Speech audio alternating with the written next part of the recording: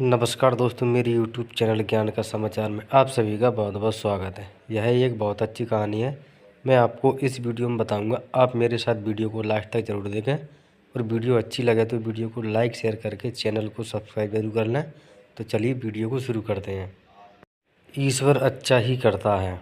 बीरबल एक ईमानदार तथा धर्मप्रिय व्यक्ति था। वह प्रतिदिन ईश्वर की आराधना बिना नागा किया करता था। इससे उसे नैतिक व मानसिक बल प्राप्त होता था। वह अक्सर कहा करता था कि ईश्वर जो कुछ भी करता है मनुष्य के भले के लिए ही करता है। कभी कभी हमें ऐसा लगता है कि ईश्वर हम पर कृपा दृष्टि नहीं रखता, लेकिन ऐसा होता नहीं।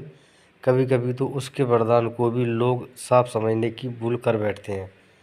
वह हमको थोड़ी पीड़ा इसलिए देता है ताकि बड़ी पीड़ा से बच सकें।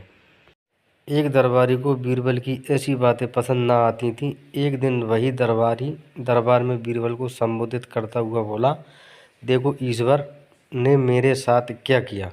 कल शाम को जब मैं जानवरों के लिए चारा काट रहा था तो अचानक मेरी छोटी उंगली कट गई। क्या अब भी तुम यही कहोगे कि ईश्वर ने मेरे लिए यह अच्छा किया? कुछ देर चुप रहने के बाद बोला बीरबल, मेरा अब भी यही विश्वास है, क्योंकि ईश्वर जो कुछ भी करता है मनुष्य के भले के लिए ही करता है।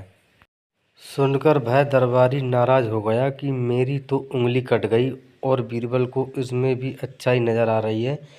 मेरी पीड़ा तो जैसे कुछ भी नहीं। कुछ अन्य दरबारियों ने भी उसके सुर से सुर मिलाया। तभी बीच में हस्तक्षेप करते हुए बादशाह अकबर बोले, बीरबल, हम भी अल्लाह पर भरोसा रखते हैं, लेकिन यहाँ तुम्हारी बात से सहमत नहीं। इस दरबारी के मामले में ऐसी कोई बात नहीं दिखाई देती जिसके लिए उसकी तारीफ की जाए। बीरबल मुस्कुराता हुआ बोला, ठीक है जहाँपना, समय ही बताएगा। आप 3 महीने बीत चुके थे। वह दरबारी जिसकी उंगली कट गई थी घने जंगल में शिकार खेलने निकला हुआ था। एक हिरन का पीछा करते वह भटककर आदिवासियों के हाथों में जा पड़ा। वे आदिवासी अपने देवता को प्रसन्न करने के लिए मानव बलि में विश्वास रखते थे। अंत वे उस दरबारी को पकड़कर मंदिर में ले गए बलि चढ़ाने के लिए।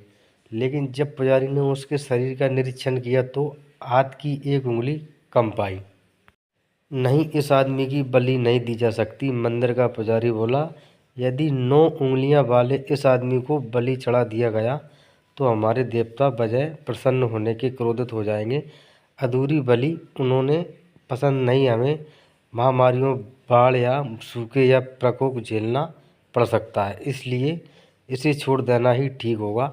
और इस दरबारी को मुक्त कर दिया गया। अगले दिन वह दरबारी दरबार में बीरबल के पास आकर रोने लगा। तभी बादशाह भी दरबार में आ पहुँचे और उस दरबारी को बीरबल के सामने रोता देखकर हैरान रह गए।